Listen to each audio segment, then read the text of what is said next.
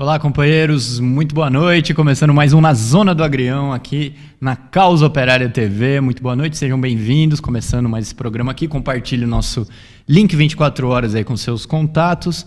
Compartilhe o nosso vídeo que vai ficar aí na nossa playlist também. E não deixe de se inscrever no canal, curtir o vídeo e contribuir financeiramente com a Causa Operária TV. A partir de R$ 7,99 por mês você se torna membro do canal, contribui com a gente. Também você pode mandar seu super chat, seu super sticker aí pra gente. Estamos aqui hoje na Zona do Agrião, eu estou em São Paulo, aqui nos nossos estúdios, e o companheiro Edson Dor está falando direto de Campinas. Boa noite, Edson. Boa noite, Henrique. Boa noite aos ouvintes do Zona do Agrião, os guerreiros de sempre. E hoje nós estamos aí, né, comemorando ou relembrando aí os 80 anos do Pelé, é isso? Exatamente. Comemorando, homenageando os 80 anos do Rei Pelé. Edson, antes da gente, como a gente tem muita coisa para falar do Pelé, talvez a gente tenha até que falar mais no domingo, vamos rapidinho aqui com algumas notícias, né? Primeira coisa, eu queria falar aqui pro pessoal acompanhar a polêmica que está tendo em relação ao caso Robinho, né? Nós levantamos aqui no programa da semana passada o caso Robinho, quando a polêmica estava começando, né? A polêmica estava aparecendo e agora muita água rolou aí. Nós temos várias matérias no Diário Causa Operária. Você entra lá em causaoperaria.org.br, tem várias considerações sobre o caso, né? Que nós começamos a falar aqui na quinta-feira passada. Então vamos só registrar aqui, a gente não vai ter tempo de entrar na polêmica, que nós já entramos na quinta-feira passada, mas eu queria só registrar aqui que a polêmica, ela continua continua em alta, né? Tem várias pessoas que entraram aí na polêmica, falando que o Robinho tem que ser queimado mesmo, etc e tal, e falsificando a posição do PCO, falando que o PCO tá defendendo estuprador, que é uma coisa que não tem nada a ver, né? Quando, na verdade, a única coisa que a gente está fazendo aqui é defendendo o direito democrático das pessoas, não só do Robinho, mas de todo mundo, de poder se defender e não ser exposto aí a um processo de linchamento público que só beneficia a extrema-direita, né? Essa discussão aí eu tive muito, né? Na época que a gente defendeu a não prisão do Lula, né? Minha família mesmo, o pessoal ficava falando que eu defendia ladrão. É difícil mesmo, cara, você defender os princípios democráticos, o Estado democrático, o suposto Estado democrático de direito, né? E os argumentos é muito parecido com a direita, né? A direita acusava quem defendia o Lula, o PT do golpe de Estado, de estar defendendo bandido. Lembra que eles falavam assim? Eu não tenho bandido de estimação. Teve até o caso da Sherazade, né? Que ela teve um menino, acho que era até menor, que foi amarrado no poste. E aí a gente defendia que não tem que linchar o menino porque ele supostamente cometeu um crime, né? Ela falava assim, tá com dó? Leva para casa o bandido. É muito parecido esse debate, né, Henrique? Exatamente. O debate é exatamente esse, né? Que aí fica distorcido porque o Robinho é rico, famoso, jogador de futebol, aí ele estuprou, então é defesa da mulher, mas tudo isso daí serve, na verdade, para encobrir o mesmo posicionamento de extrema-direita, que é esse problema que o Edson falou. Linchamento público, retirada de direitos democráticos básicos, né, para criar aí um clima repressivo entre a população. Bom, vamos lá, Edson. Eu queria colocar aqui rapidamente um debate que é o seguinte: técnicos brasileiros, mas eu queria falar especificamente sobre o caso Felipão. Felipão tomou as rédeas do Cruzeiro, já estreou com vitória. O Cruzeiro estava sem ganhar aí há uns bons... Estava em penúltimo lugar, para ser mais concreto, estava em penúltimo lugar da Série B. Ainda a situação do Cruzeiro é bem ruim, mas o Filipão entrou e já conseguiu ganhar o primeiro jogo, né? Então, isso daqui entra na discussão que a gente tem feito sobre a questão dos técnicos brasileiros, né? E de como a imprensa golpista ataca aí os técnicos brasileiros e puxa um saco danado dos técnicos estrangeiros. O Filipão, ele é uma pedra no sapato da imprensa capitalista, puxa-saco do futebol europeu, né? O Filipão, a carreira dele é só de vitória, né?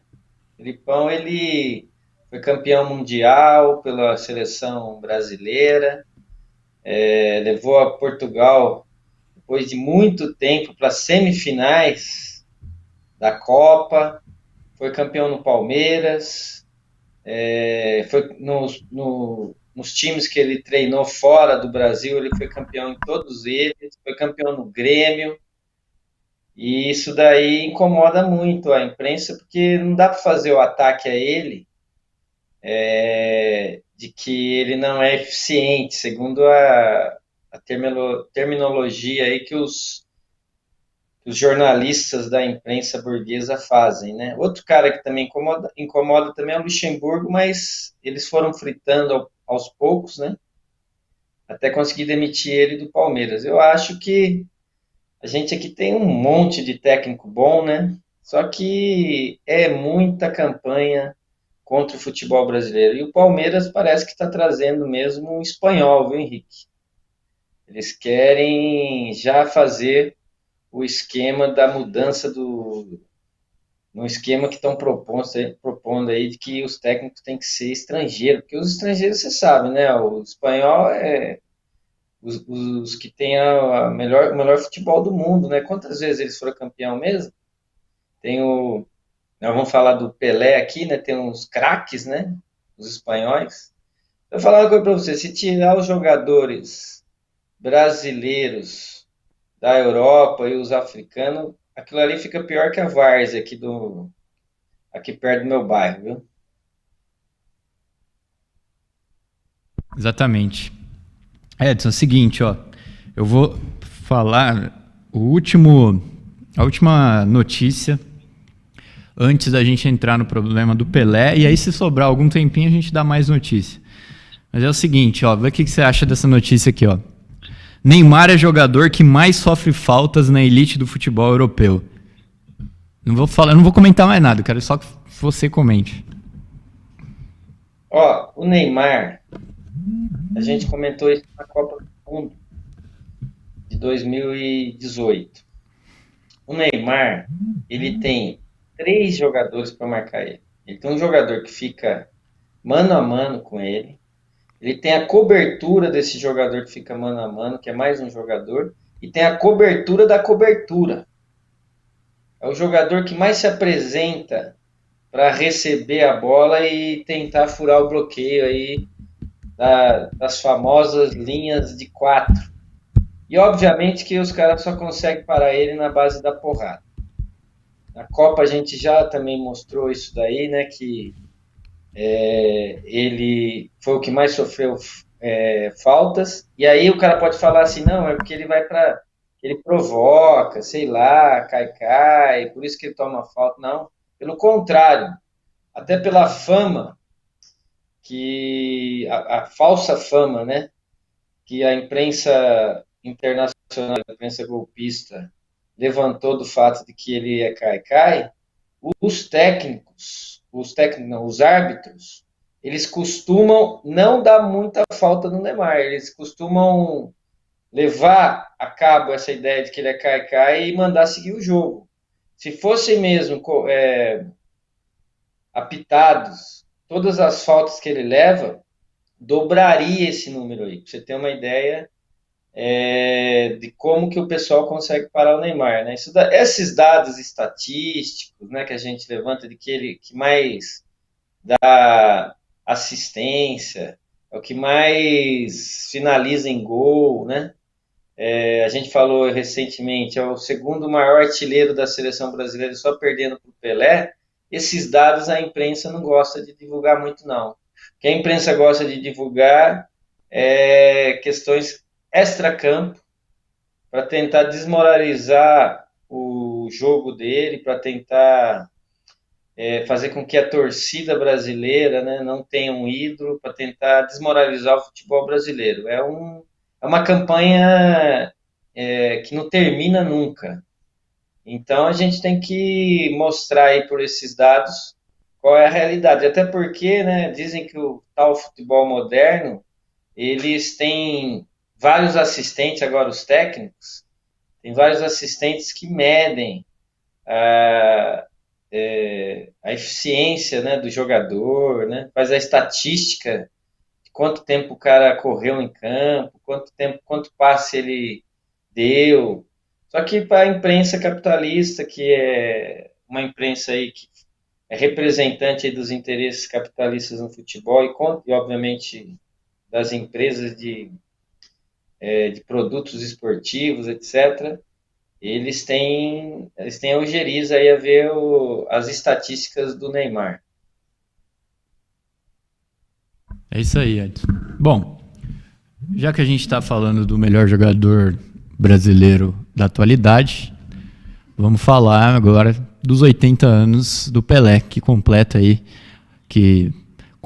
esses 80 anos amanhã, dia 23 de outubro. Ele que nasceu em 1940, na cidade de Três Corações, em Minas Gerais, e se tornou, né, o maior jogador de futebol de todos os tempos. Se tornou o gênio do futebol, o gênio da bola.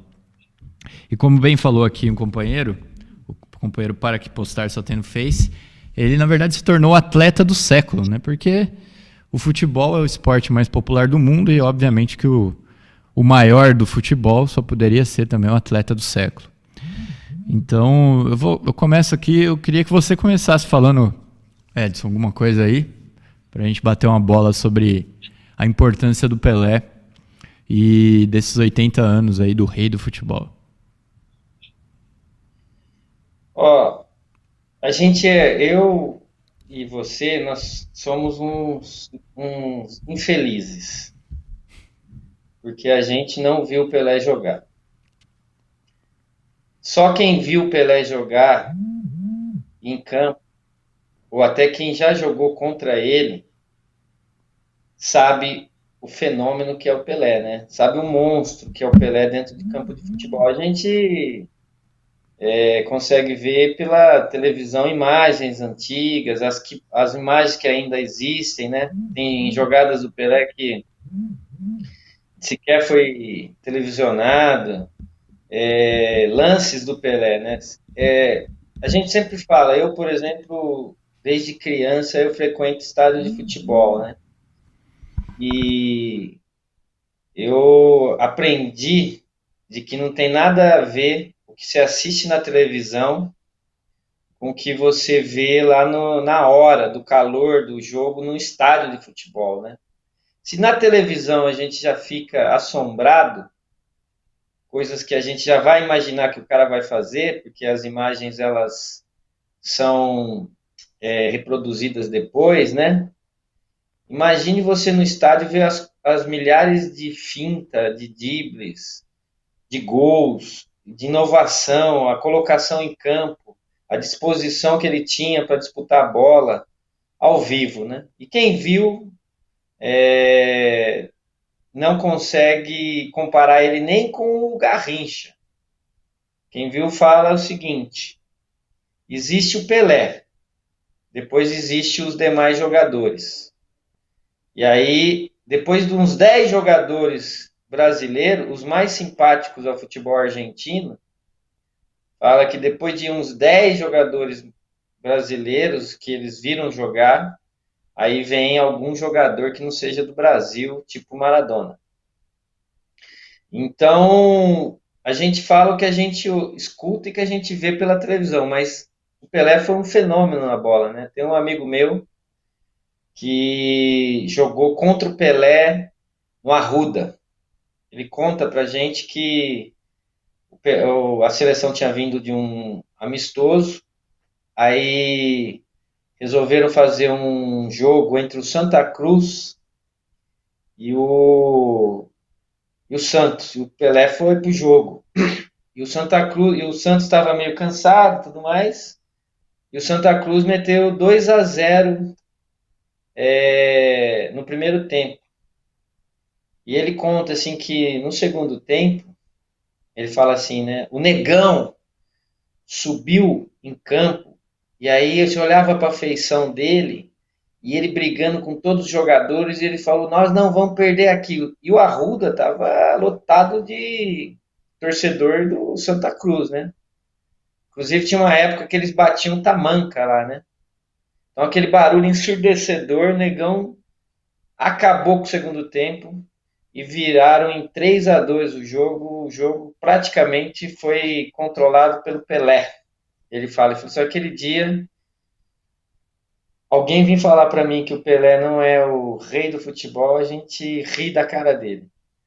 Recentemente a gente fez a entrevista aqui com o companheiro lá do Atlético, como é o nome dele mesmo, Henrique?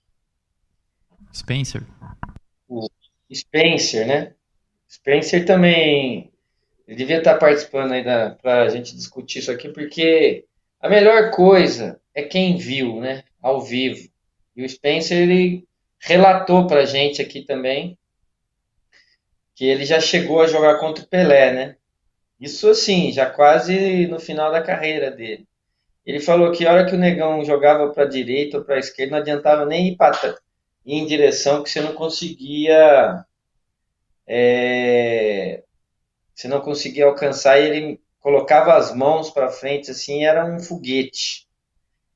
Então, eu acho assim, a gente tem que fazer o programa, tem que rememorar aí o que foi o Pelé, mas nada melhor do que conversar com alguém que viu o Pelé jogando. Tem muitos times que o pessoal eles exaltam o Ronaldo Gaúcho porque teve um jogo contra o Barcelona e Real Madrid.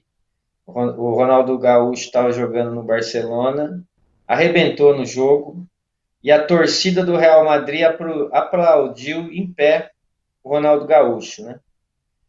Isso daí é uma marca do Ronaldo Gaúcho. Você olha na internet, todo mundo exalta, tal. O Pelé, ele fez mais de 100 torcidas no mundo inteiro aplaudir as partidas que ele disputava contra o time de coração do torcedor, né?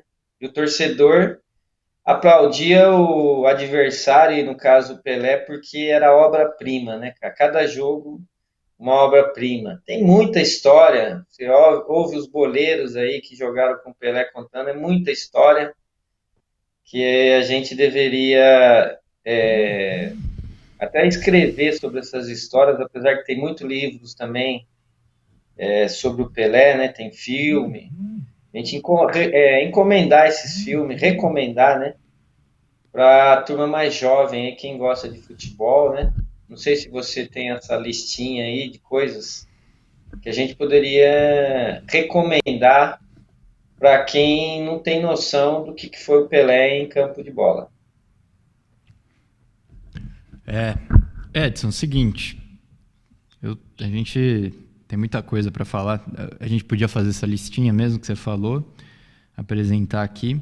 Mas eu tenho uma outra listinha que o companheiro Ednelson mandou para mim, que eu queria ler aqui também, que é muito interessante, que dá uma como que se diz?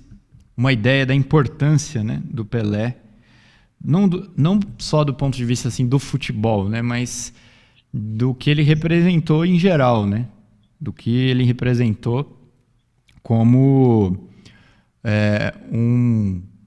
uma representação, aí, uma expressão de uma arte que conquistou o mundo inteiro, né?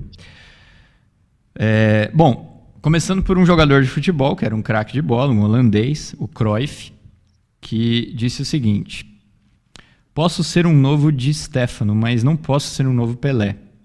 Ele é o único que ultrapassa os limites da lógica. Ferenc Puskás, jogador húngaro, tem até o prêmio Puskás hoje, né? O maior jogador de futebol do mundo foi Di Stéfano. Eu me recuso a classificar Pelé como jogador. Ele está acima de tudo. Pasolini, cineasta italiano. Não é, agora saindo um pouco do jogador de futebol, né? No momento que a bola chega aos pés de Pelé, o futebol se transforma em poesia. Muhammad Ali, boxeador.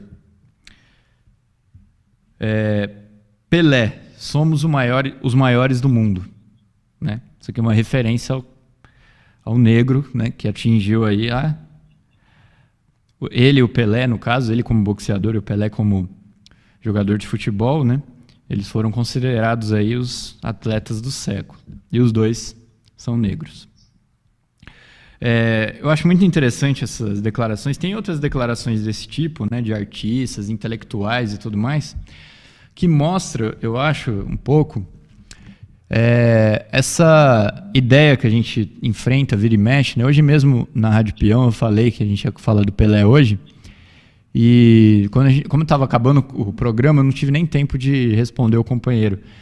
Mas quando eu falei que a gente ia falar sobre o Pelé hoje, o companheiro falou, vocês vão falar sobre alguma coisa assim, vocês vão criticar os posicionamentos do Pelé, né? Aí você coloca alguma coisa, alguém já vem, mas o Pelé abandonou o filho, mas o Pelé era direitista, era não sei o que mais. Então, quer dizer, você não pode defender o jogador que foi o Pelé, que transformava o futebol em poesia, né? Porque o Pelé seria isso, seria aquilo, coisa que nós aqui também não devemos, nós não somos bobo, né? Nós não devemos também dar de barato que todas essas acusações aí ou são verdadeiras ou, no mínimo, elas têm alguma relevância. Na verdade, elas não têm relevância nenhuma do ponto de vista do que a gente está discutindo, que é a importância do Pelé para o futebol, né? Então, acho que essas declarações de intelectuais, de artistas e tudo mais, mostra o tamanho da importância do Pelé. Então, acho que isso é muito importante. E hoje em dia, né, se você vai falar sobre o Pelé, você encontra esse tipo de gente que acaba assim, você percebe que a reação que o pessoal tem do Pelé, que é assim, ele não era assim não, o Maradona é melhor que o Pelé é uma porcaria, Pelé é um negro que não se considera negro, o Pelé apoiou a ditadura, o Pelé não era tão bom assim, isso é tudo uma invenção, não sei o que mais. Isso aí, na verdade, é uma posição, infelizmente, a gente precisa falar, uma posição de pessoas que estão aí convivendo com um determinado atraso cultural, né? Infelizmente, a gente tem que falar isso daqui. É mais ou menos como você negar, por exemplo, a grandiosidade de um artista, como, por exemplo, vamos pegar aqui um exemplo bastante que seja assim muito na música, por exemplo, você negar a importância de um Beethoven, de um Mozart, por exemplo, na música, né? Então, quer dizer, é uma demonstração, de uma certa maneira, né, de uma inferioridade intelectual, você ignorar a importância de um Pelé para o futebol, e o futebol sendo aí, né, o esporte mais popular do mundo, e no caso, o futebol tendo sido transformado pelo povo brasileiro como uma arte, como uma maneira de jogar que, né, o Pasolini fala do Pelé, mas a gente pode abranger isso daí para todo o futebol brasileiro, né? O futebol brasileiro transformou o esporte em arte, em poesia, né? Então, você virar as costas para isso daí, na verdade, é uma demonstração de brutalidade, né?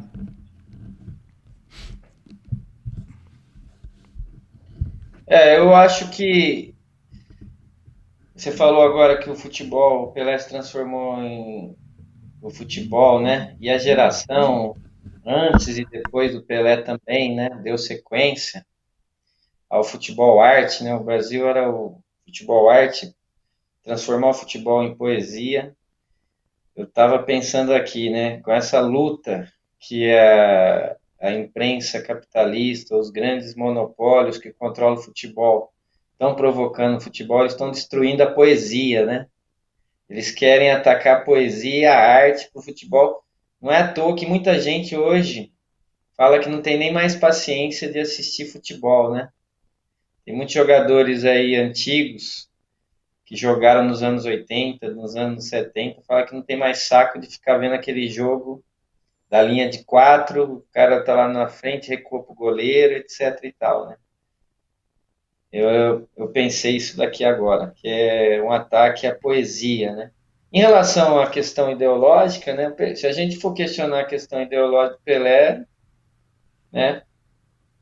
A gente não teria nenhum ídolo, né? Principalmente no futebol, né, cara? Todos os jogadores vindo da classe operária, das periferias, né? Você teria que apagar da história do futebol, né? Vamos poder pegar vários aqui da nova geração, né?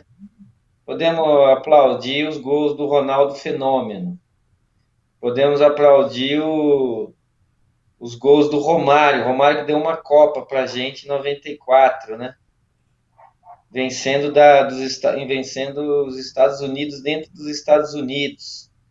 O Romário, todo mundo viu, apoiou o golpe de Estado, né? Foi senador aí do PSB, que foi lá votar para que hoje a gente estivesse nessa situação no país aí com o Bolsonaro, né? Mas não poderia aplaudir ninguém, né? Garrincha,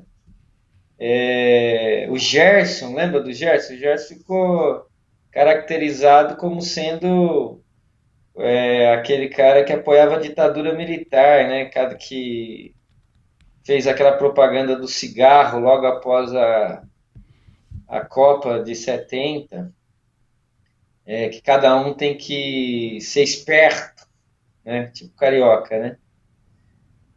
Então, quer dizer, acabaria, né, a história do futebol.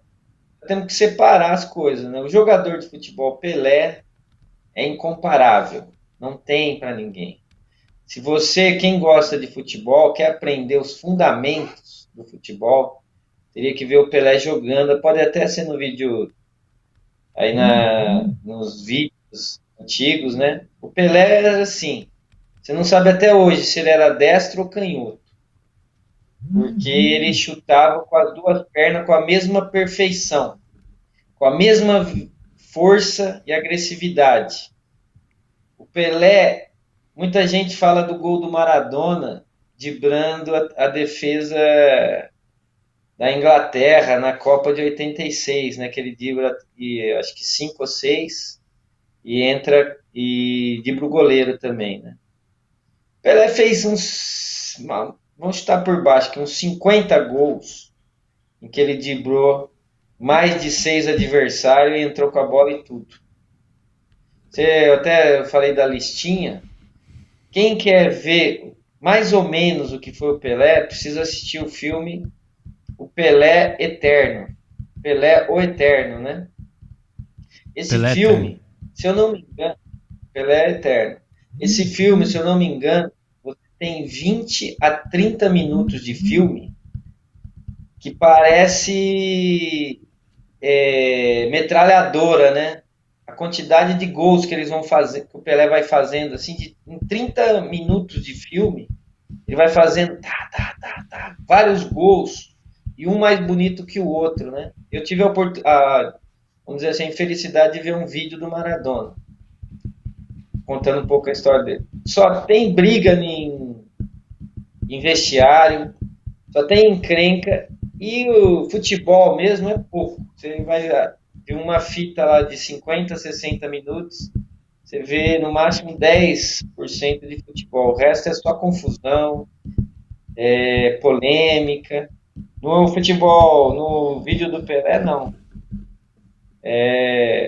São 30 minutos só de gols. Tem a história de que ele parou uma guerra, dois países brigando na África, se eu não me engano, e a guerra parou para ver o Pelé jogar.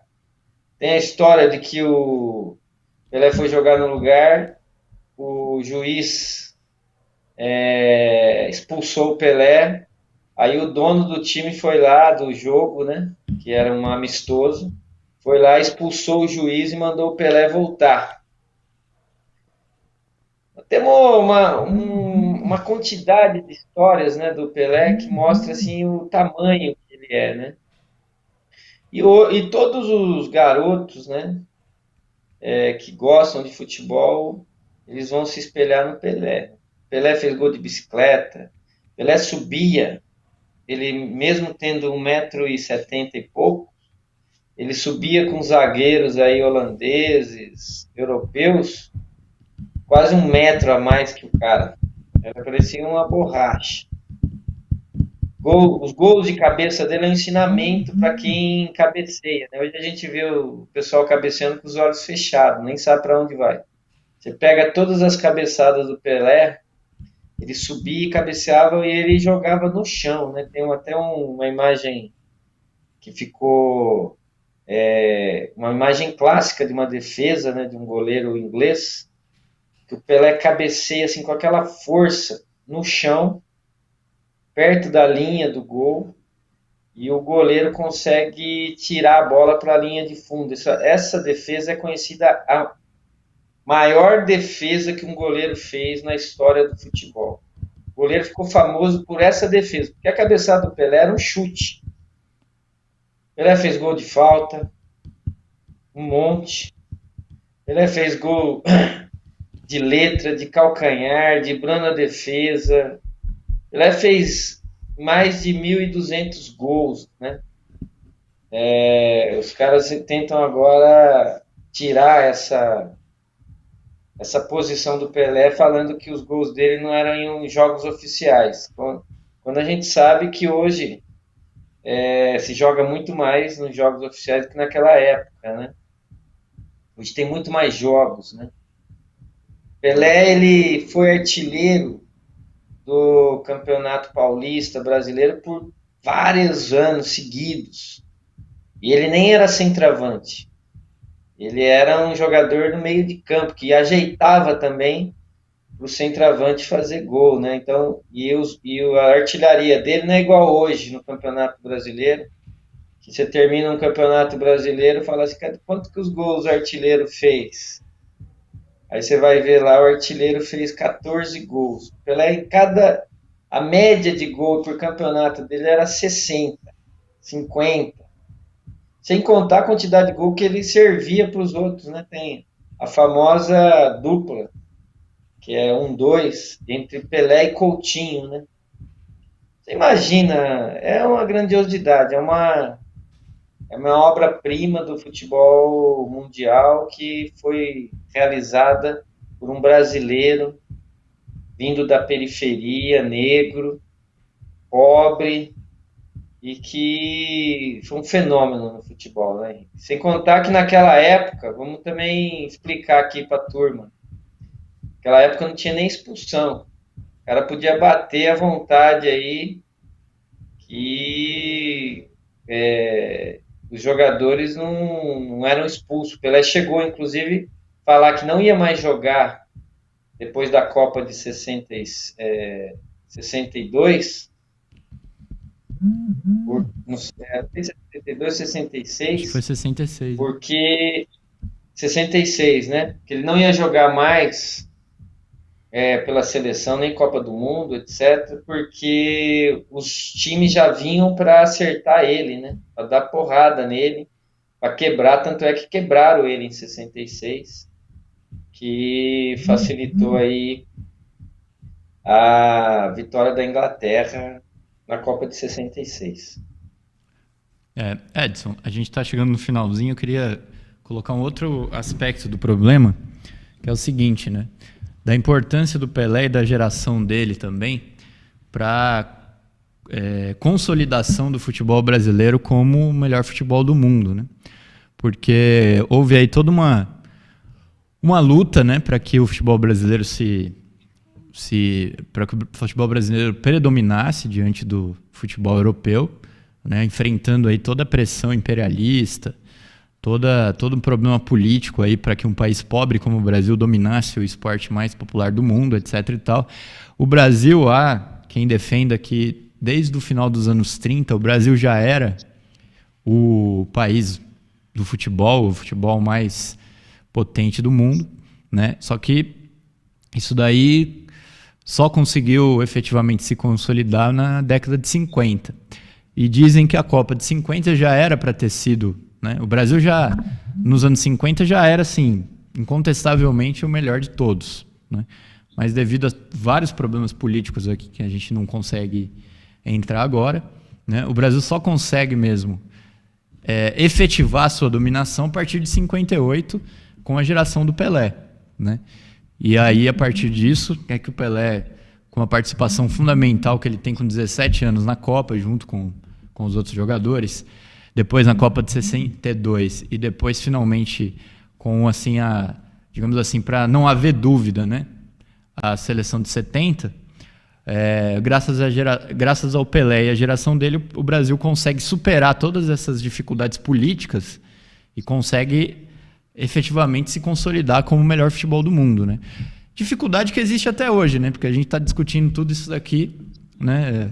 Se a gente, com certeza, se nós fôssemos ingleses, por exemplo, não teria esse debate, né? Se a gente fosse inglês, seria assim: a Inglaterra tem o melhor futebol do mundo, seremos lords aqui, e bastasse que a gente falasse isso e nós aqui, na nossa posição de imperialista, esperássemos o resto do mundo, né, obedecer essa colocação. Mas como nós somos brasileiros, a gente precisa ficar a todo momento, né, argumentando, mostrando, tendo que provar que nós somos o melhor do mundo, né?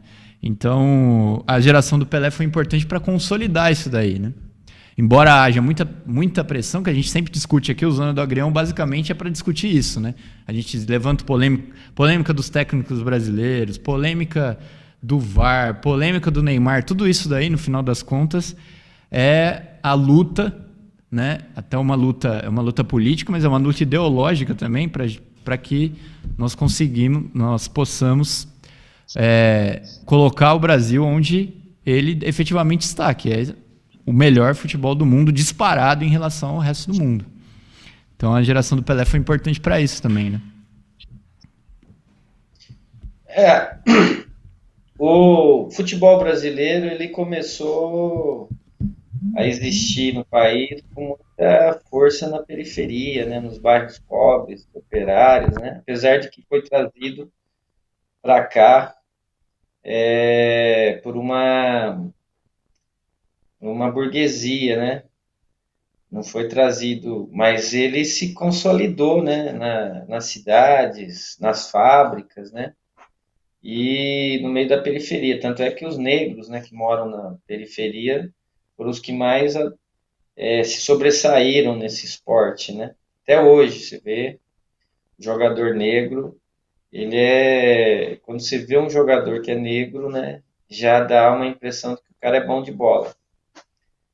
E essa geração dos anos 30, 40, 50, né, ela foi uma geração muito importante também para o próprio desenvolvimento das gerações futuras, né? Porque na medida em que você tem um país em que joga muito futebol, existe aquela atividade intensa, é óbvio que aquela quantidade vai se transformar em qualidade, né?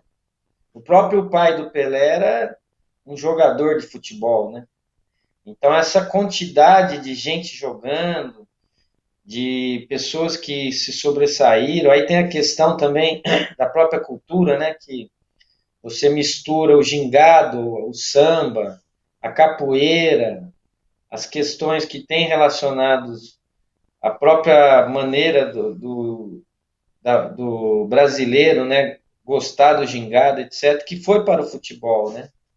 Porque muitas das fintas que os brasileiros, muitos dos dribles que os brasileiros praticam dentro do campo, é quase uma dança, né? Mas até já o pessoal falava, né? O atacante vai colocar o zagueiro para dançar. Porque era uma dança, era uma maneira que o jogador alemão, o jogador europeu não tem, né? A gente falava, inclusive, né? Cintura dura. O cara corre que nem um robô. Já o brasileiro não, você vê um menino negro que ele já numa maneira de andar, já não é quase um balanço de dança, você já fala assim, esse moleque é bom de bola. Só pelo jeito dele andar, você já tem muito olheiro que fala, não, esse moleque deve ser bom de bola, vamos pôr para treinar. E essa geração, ela produziu o Pelé, né? E o Pelé, ele mostrou, né, em campo o poder do futebol brasileiro. O Pelé pode ser isso, né? Concentração daquele desenvolvimento do futebol que vinha sendo produzido no Brasil, né? Porque antes do Pelé você tinha muitos jogadores bons, Newton Santos, Didi, próprio Federeich, né? Você teve jogadores aí, o próprio Garrincha já vem ali junto, né? Então, o Pelé é a expressão disso daí, né? E hoje também, mas hoje você vê essa tentativa aí do imperialismo de cercear o desenvolvimento técnico do futebol brasileiro, tanto é que os times de base no futebol brasileiro hoje já não privilegia mais o craque, né? Eles ficam produzindo aí zagueiro, volante, fica orientando o pessoal a ser tático, respeitar esse negócio da linha de quatro, etc e tal. E você já não tem aqueles camisa 10, camisa 8. Hoje, muita gente que a gente vê jogando, você pegar um jogador tipo Spencer vê esses jogadores que estão jogando hoje no Palmeiras, no Flamengo, o Spencer vai falar com certeza, assim, esse jogador não ficava nem no banco do time que eu joguei em 72. Porque desde o zagueiro até o centroavante eram jogadores técnicos, né?